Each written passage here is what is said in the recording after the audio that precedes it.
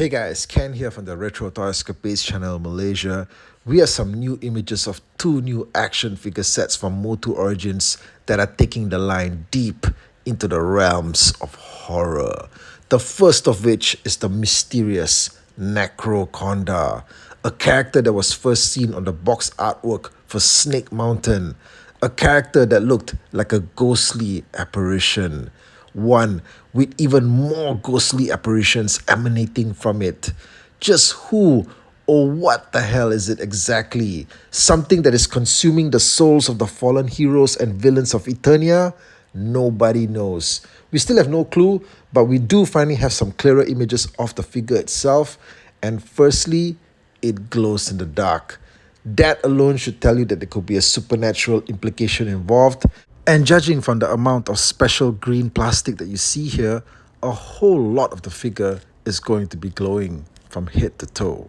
Now, the name Necro-Conda alone seems to imply both a snake thing and a dead thing, all right? Because necro is like a corpse. Now, while we anxiously await for the character's official biography, what we can see of the figure is that firstly, it appears to reuse King Hiss's snake head. And its chest armor is of course the one that came with the snake armor Skeletor, which I personally feel is one of the best and most outstanding new pieces of armor that we've ever gotten in Origins to date. Necro-Conda also comes with a cloth cape and is one of the few, I think in fact only Origins figure to date to feature a cloth hood as well. And when you look at all of the accessories that he comes packed with, you begin to realize that this guy is pretty much a Snake Man greatest hits package, okay? I mean, aside from the head of King Hiss and the chest piece from the Snake Armor Skeletor, you also get the snake pincer that was with the Snake Hunter He-Man figure. You get the massive sword that was included with Fangor. You get another sword accessory here that I'm not really sure just yet if this is a reuse. But what's fantastic is that all of them now appear to be able to glow in the dark. Now, while you also get Lady Slitter's blade accessory, the most surprising inclusion here is the reuse of her massive tail as well.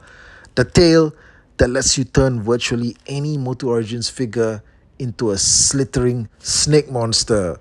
Now, I don't know just how well Necro-Conda is going to translate into that look, but if you look at the tail, it seems that it might also include some glow-in-the-dark paint on it. How about that? Now, even without knowing much about the character, Necro-Conda as an action figure is one of the few instances in Origins, similar to Mossman before him, where we're getting an entirely new toy emerging from just mashing up together the parts and accessories of various other figures. And then adding on a special gimmick, like with Mossman, it was the flocked fur. Here, it's the glow-in-the-dark feature. And just like Mossman, this is also a Walmart exclusive in the US. And will it also cost $40 as well? We'll just have to wait and see. Then we have some new close-up images of the MOTU Origins and Stranger Things crossover set featuring Skeletor and the Demogorgon, which is a Target store exclusive in the US, but hobby stores internationally have also been listing it up for pre-order.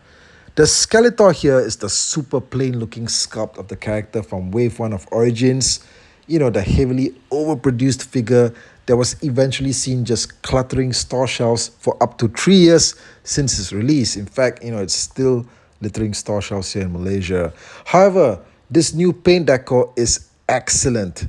The wash really brings out a lot of the grimy detail in the figure. And in fact, this is the kind of paint wash that we seldom see in Origins, but we're starting to see more of as the line moves increasingly towards a collector-specific market.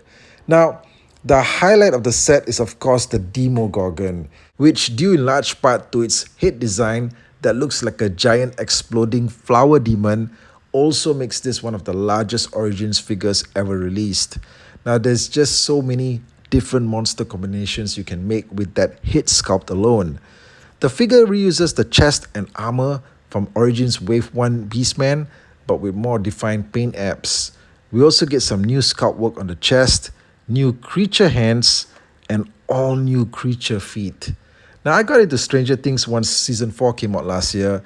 I went back and watched all of the earlier episodes as well. They're all pretty great, but Season 4 is probably the one that really earns a hard R rating for horror, and is the one that is probably least suitable for younger audiences to access.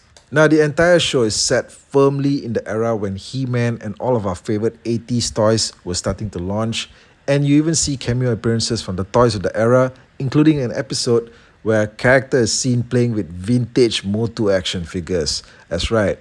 The figures in this particular set come with a nice mix of accessories. Sadly, Skeletor just gets his same old reused sword and Havoc staff, but the Demogorgon gets an all-new accessory, something that looks like a double-headed mace with energy effects. Now, I don't think that this thing ever showed up in the show, okay? But it is an all-new accessory piece for Origins, and that also means that you can use it with any of the other figure combinations. Guys, drop your comments on these figures. Let me know what you think of them. Support the channel by joining up as a member, and I'll catch all of you again real soon with more content right here. Thank you, and take care out there.